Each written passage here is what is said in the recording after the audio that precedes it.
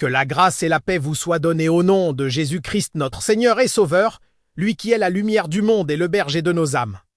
Frères et sœurs bien-aimés, c'est avec une joie profonde que je vous accueille aujourd'hui sur Psaumes et Lumière. Cette chaîne dédiée à la méditation de la parole vivante de Dieu aujourd'hui. Nous allons plonger ensemble dans les eaux profondes du psaume 41. Un trésor spirituel qui nous révèle la compassion divine envers ceux qui prennent soin des faibles et des nécessiteux. Dans un monde où l'égoïsme et l'indifférence semblent régner, ce psaume nous rappelle une vérité éternelle. Dieu voit nos actes de bonté, il bénit ceux qui secourent les pauvres, et il se souvient de notre compassion dans nos moments de détresse. Le roi David, l'auteur inspiré de ce psaume, nous partage ici une révélation puissante sur la fidélité de Dieu envers ceux qui manifestent sa miséricorde. Que le Saint-Esprit illumine nos cœurs alors que nous explorons ensemble cette parole qui transforme les vies. Préparez vos cœurs, ouvrez vos esprits et laissez la lumière divine pénétrer dans les recoins les plus profonds de votre être. Écoutons maintenant le psaume 41. Heureux celui qui s'intéresse aux pauvres. Au jour du malheur, l'Éternel le délivre, l'Éternel le garde et lui conserve la vie. Il est heureux sur la terre, et tu ne le livres pas au bon plaisir de ses ennemis. L'Éternel le soutient sur son lit de douleur. Tu le soulages dans toutes ses maladies. Je dis, Éternel, aie pitié de moi. Guéris mon âme, car j'ai péché contre toi. Mes ennemis disent méchamment de moi, quand mourra-t-il? Quand périra son nom? Si quelqu'un vient me voir, son cœur prépare des faussetés, il recueille des sujets de médire. Il va les répandre au dehors. Tous ceux qui me haïssent chuchotent entre eux à mon sujet. Ils pensent à me faire du mal. Il dit ça, une chose pernicieuse s'est attachée à lui. Le voilà couché, il ne se relèvera plus. Celui-là même avec qui j'étais en paix, qui avait ma confiance et qui mangeait mon pain, lève le talon contre moi. Mais toi, Éternel, aie pitié de moi et rétablis-moi. Alors je reconnaîtrai que tu m'aimes si mon ennemi ne triomphe pas de moi. Tu me soutiens à cause de mon intégrité et tu me places pour toujours en ta présence. Béni soit l'Éternel, le Dieu d'Israël, d'éternité en éternité. Amen, Amen.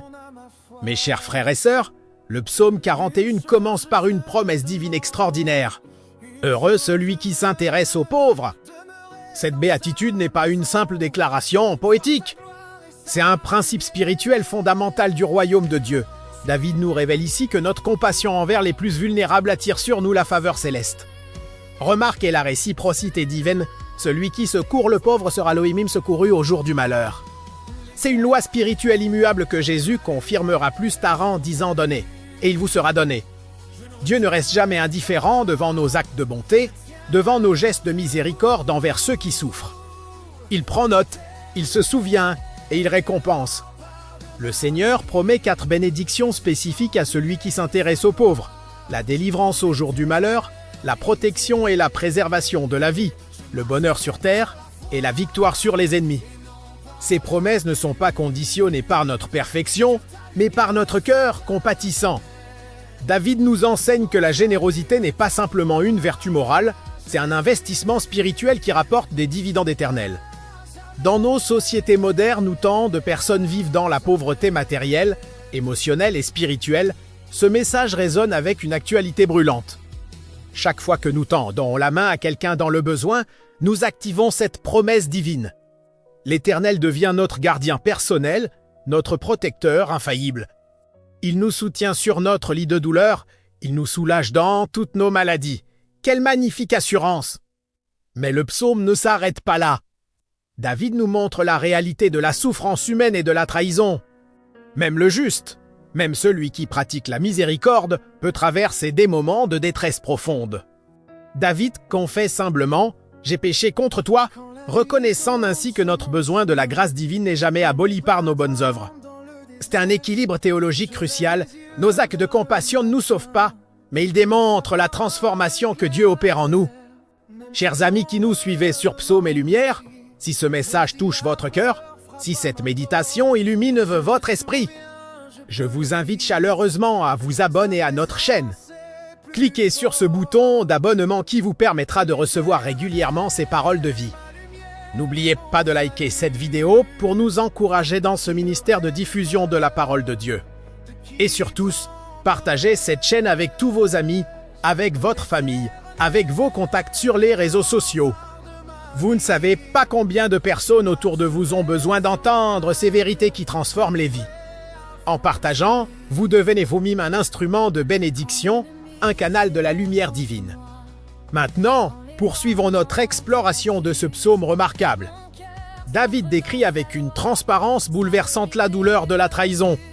Ses ennemis se réjouissent de sa souffrance. Ils colportent des mensonges à son sujet. Ils espèrent sa mort. Mais ce qui est encore plus douloureux, c'est la trahison d'un ami proche, celui-là même avec qui j'étais en paix, qui avait ma confiance et qui mangeait mon pain, lève le talon contre moi.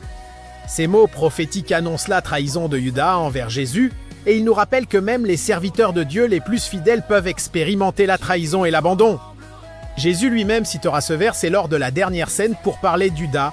La douleur de la trahison par un proche est l'une des souffrances les plus profondes que l'être humain puisse endurer. Mais regardez la réponse de David, il ne se venge pas, il ne maudit pas ses ennemis, il ne tombe pas dans l'amertume destructrice. Au lieu de cela, il se tourne vers Dieu et prie « Éternel, aie pitié de moi et rétablis-moi ». Voilà le secret de la résilience spirituelle. Dans nos moments les plus sombres, nous devons nous tourner vers Dieu plutôt que vers la vengeance ou le désespoir. David exprime ensuite une requête profonde, il veut savoir que Dieu l'aime véritablement. Il dit si « Alors je reconnaîtrai que tu m'aimes, si mon ennemi ne triomphe pas de moi ». N'est-ce pas une prière que nous avons tout formulée à un moment ou à un autre? Dans nos épreuves, nous cherchons la confirmation de l'amour divin. David trouve cette confirmation non pas dans l'absence de difficultés, mais dans la victoire que Dieu lui accorde sur ses adversaires. Le triomphe ne vient pas de sa propre force, mais de l'intervention divine. Tu me soutiens à cause de mon intégrité et tu me places pour toujours en ta présence. Quelle déclaration puissante! L'intégrité dont parle David n'est pas une perfection sans faille. C'est une sincérité de cœur, une authenticité dans la relation avec Dieu. C'est marcher dans la transparence devant le Seigneur, confesser nos péchés comme David l'a fait, tout en maintenant un cœur qui désire plaire à Dieu. L'intégrité, c'est cette cohérence entre ce que nous professons et ce que nous vivons, entre nos paroles et nos actes.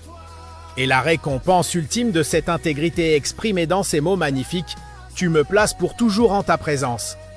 Frères et sœurs, voilà la plus grande bénédiction qu'un être humain puisse recevoir, être placé éternellement en la présence de Dieu. Toutes les promesses temporelles du psaume, la protection, la guérison, la victoire sur les ennemis aussi merveilleuses soient-elles, pâlissent en comparaison de cette promesse éternelle. Être en la présence de Dieu, c'est notre destinée ultime, c'est le but suprême de notre existence. C'est dans sa présence qu'il y a une plénitude de joie, c'est à sa droite qu'il y a des délices éternelles, comme le déclare le psaume 16. Le psaume 41 nous enseigne donc un cycle spirituel complet. La compassion attire la bénédiction n'élimine pas les épreuves nous poussent vers Dieu, et Dieu nous place en sa présence éternelle. Ce n'est pas une théologie de la prospérité simpliste qui promet une vie sans problème, c'est une théologie réaliste et profonde qui reconnaît les difficultés de la vie tout en affirmant la fidélité inébranlable de Dieu. Mes bien-aimés, alors que nous arrivons au terme de cette méditation sur le psaume 41, je vous invite à faire écho à la doxologie finale de David. Béni soit l'Éternel, le Dieu d'Israël, d'éternité en éternité. Amen, Amen. Ce double Amen n'est pas une simple formule liturgique.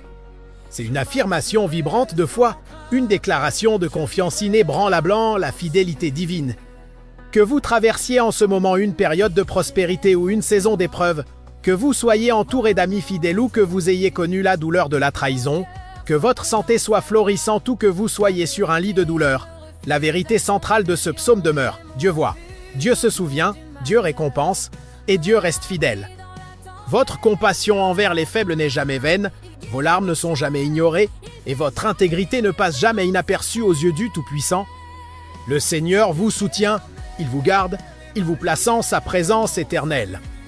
Laissez ce psaume transformer votre perspective aujourd'hui. Regardez autour de vous et identifiez le pauvre que Dieu place sur votre chemin. Peut-être est-ce une personne dans le besoin matériel, ou quelqu'un qui souffre émotionnellement, ou encore une âme assoiffée spirituellement. Tendez-lui la main et observez comment Dieu active ses promesses dans votre propre vie. Et dans vos moments de détresse, souvenez-vous que le même Dieu qui a soutenu David vous soutiendra aussi. Tournez-vous vers lui avec un cœur sincère, confessez vos péchés, recherchez sa face, et il vous rétablira. La lumière de sa présence dissipera les ténèbres de votre nuit. Que le Dieu du psaume 41 vous bénisse abondamment, qu'il vous garde dans tous vos chemins, qu'il vous soutienne dans vos épreuves et qu'il vous place pour toujours en sa glorieuse présence. Avant de nous quitter, chers amis de Psaume et Lumière, permettez-moi une dernière fois de vous encourager vivement. Si vous n'êtes pas encore abonné à notre chaîne, je vous en prie, cliquez maintenant sur le bouton d'abonnement. Rejoignez notre communauté grandissante de croyants qui cherchent quotidiennement à se nourrir de la parole de Dieu. Likez cette vidéo pour nous encourager à continuer ce ministère précieux de méditation biblique. Et surtout, ne gardez pas cette lumière pour vous seul partager cette chaîne avec tous vos amis, avec vos proches, avec toute personne qui a besoin d'être encouragée et fortifiée dans la foi. Vous pourriez être l'instrument que Dieu utilisera pour transformer une vie aujourd'hui. Ensemble, illuminons ce monde de la lumière éternelle des psaumes. Que la grâce de notre Seigneur Jésus, l'amour de Dieu le Père, et la communion du Saint-Esprit soit avec vous tous. Amen et Amen.